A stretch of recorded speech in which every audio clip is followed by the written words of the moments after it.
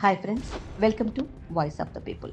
Minority declaration ఏమైంది అనే శీర్షికన రచయిత, సామాజిక విశ్లేషకులు సయ్యద్ ఖుర్షీద్ అందించిన సమాచారం ఆధారంగా రూపొందించిన వీడియో ఇది. 2023లో తెలంగాణ రాష్ట్ర శాసనసభకు ఎన్నికలు జరిగిన తర్వాత ఏర్పడిన కాంగ్రెస్ ప్రభుత్వంపై అనేక వర్గాల ప్రజలు ఎన్నో ఆశలు పెట్టుకున్నారు. రాష్ట్ర విభజన అనంతరం తొలిసారిగా ఏర్పడిన ప్రభుత్వం గత బీఆర్ఎస్ కు భిన్నంగా తమ ఆశలు, ఆశయాలు తీరుస్తుందని బలంగా నమ్మారు. ముఖ్యంగా ఎస్సీ, ఎస్టీ, బీసీ, మైనార్టీ వర్గాలు. 2023 జూన్ 20న హైదరాబాద్లోని మదీనా ఎడ్యుకేషన్ సెంటర్లో రాష్ట్రంలోని ముస్లిం మేధావులు మేధోమథనం జరిపి తెలంగాణ రాష్ట్ర ముస్లింల తక్షణావసరాలను గుర్తించి ఒక డిక్లరేషన్ రూపొందించారు. 2023లో రాష్ట్ర అసెంబ్లీ ఎన్నికల కోసం, 2024 పార్లమెంట్ ఎన్నికల కోసం రూపొందించిన డిక్లరేషన్ ఇది. మొత్తం 22 అంశాలతో తెలుగు, ఇంగ్లీష్, ఉర్దూ భాషల్లో దీన్ని రూపొందించి ప్రచారంలోకి పెట్టారు. అంతేకాకుండా రాష్ట్ర వ్యాప్తంగా అనేక ముఖ్య నగరాల్లో, పట్టణాల్లో సభలు, సమావేశాలు నిర్వహించి ముస్లిం సంఘాల జేఏసీ రూపొందించి ముస్లిం డిక్లరేషన్ను చర్చకు పెట్టారు. కాంగ్రెస్ పార్టీ కూడా ముస్లిం డిక్లరేషన్లోని అనేక అంశాలను తీసుకుని పార్టీ ఎన్నికల మేనిఫెస్టోలో మైనార్టీ విధానాన్ని చేరుస్తూ మైనార్టీ డిక్లరేషన్ విడుదల చేసింది. కానీ కాంగ్రెస్ పార్టీ మాటలకు చేతులకు పొంతలు లేని తీరును ప్రస్తుతం మనం గమనించవచ్చు. 2023 శాసనసభ ఎన్నికల్లో ముస్లింలకు టికెట్లు కేటాయించడంలోనే తన చిన్న చూపును చాటింది.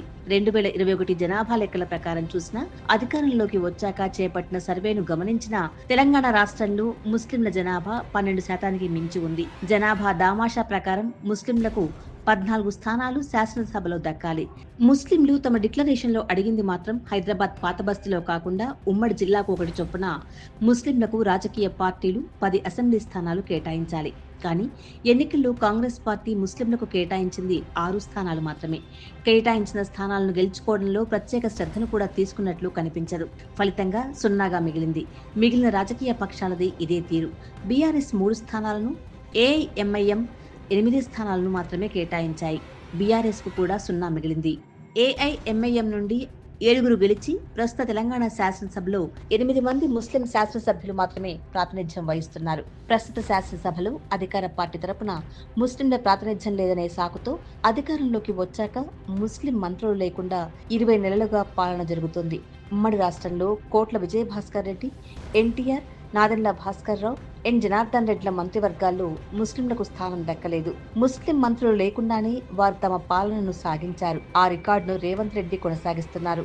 రాష్ట్ర మంత్రివర్గంలో 12% పైగా జనాభా కలిగి ఉన్న ముస్లిం మంత్రి లేకుండా పాలన సాగుతోంది. కనీసం నామినేటెడ్ పోస్టుల్లోనైనా ముస్లింలకు ప్రాతినిధ్యం లభించిన దాఖలాలు లేవు. రాష్ట్ర గ్రంథాలయ సంస్థ చైర్మన్ గా మహమ్మద్ రియాజ్ కు తప్ప చాలా మంది ముస్లింలకు మొండి చెయ్యే దక్కింది. ఒక రకంగా చెప్పాలంటే రియాజ్కున్న అర్హతలకు తగిన ప్రాధాన్యత కూడా లభించలేదనే చెప్పాలి. ఇప్పటి వరకు నియమించిన రాష్ట్ర, జిల్లా స్థాయి కార్పొరేషన్లలో కానీ, వివిధ కమిషన్ల నియామకంలో కానీ ముస్లింలకు సరైన ప్రాతినిధ్యం లభించలేదు. నూతనంగా నియామకం కాబోతున్న ఎమ్మెల్సీ అజారుద్దీన్ కైనా మంత్రివర్గంలో చోటు దొరుకుతుందో లేదో చూడాలి. జూబ్లీహిల్స్ ఉప ఎన్నికల్లో తనకు ఇవ్వాల్సిన ఎమ్మెల్యే సీట్ను తప్పించి గవర్నర్ కోటాలో ఎమ్మెల్సీ సీటు కేటాయించారు.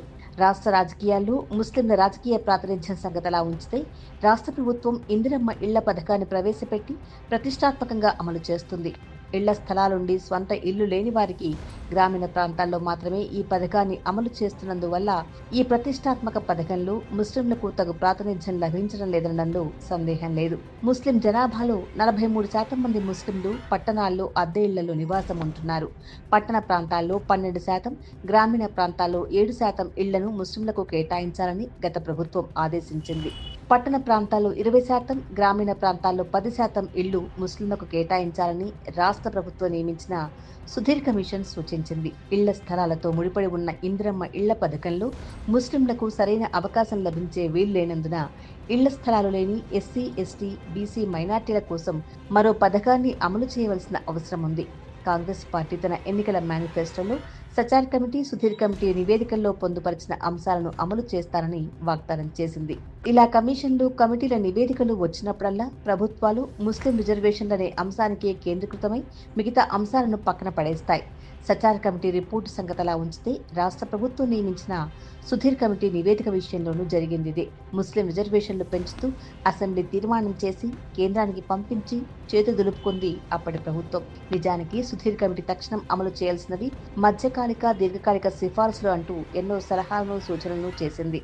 కనీసం వీటిని పట్టించుకున్న దాఖలాలేవీ లేవు. ముస్లింలు కోరుకుంటున్న అనేక అంశాలను ఎన్నికల మేనిఫెస్టోల్లో, మైనార్టీ డిక్లరేషన్లో పొందుపరిచిన వాటిని, సుధీర్ సచార్ కమిటీ నివేదికలను అన్నింటినీ కూలంకషంగా పరిశీలించి రాష్ట్ర ప్రభుత్వం ముస్లింల ప్రగతికి ప్రణాళికలు రూపొందించాల్సిన అవసరం ఉంది. వక్ఫ్ బోర్డుకు ప్రత్యేక కమిషనరేట్ను ఏర్పాటు చేసి జ్యుడిషియల్ పవర్ కల్పించాలి. జిల్లాలకు వక్ఫ్ ఇన్స్పెక్టర్లను నియమించాలి. రాష్ట్ర జిల్లా కార్యాలయాల్లో ఖాళీగా ఉన్న పోస్టులను భర్తీ చేయాలని ఎన్నికలకు ముందు ముస్లిం డిక్లరేషన్లో ముస్లిం మేధావులు కోరారు.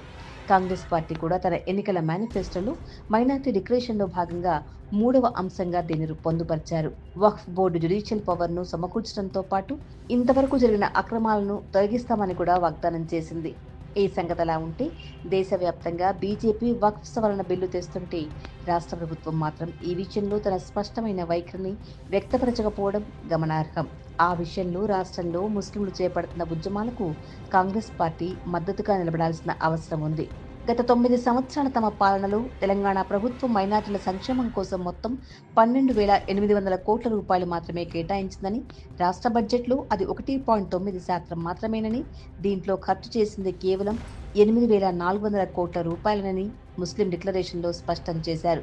మైనార్టీ సంక్షేమం కోసం ప్రతి ఏటా 10,000 కోట్ల రూపాయల నిధులు పెంచాలని, ఇలా పెంచిన రాష్ట్ర బడ్జెట్లో అది 4% మాత్రమే అవుతుందని తెలిపారు. ఈ దిశగా అడుగులు వేయాల్సిన అవసరం ప్రభుత్వానికి ఉంది. అంతేకాకుండా ముస్లింలు కోరుకుంటున్న అనేక అంశాలను ఎన్నికల మేనిఫెస్టోలో పొందుపరిచిన వాటిని, సుధీర్ సచార్ కమిటీ నివేదికలను అన్నింటినీ కూలంకషంగా పరిశీలించి రాష్ట్ర ప్రభుత్వం ముస్లింల ప్రగతికి ప్రణాళికలు రూపొందించాల్సిన అవసరం ఉంది.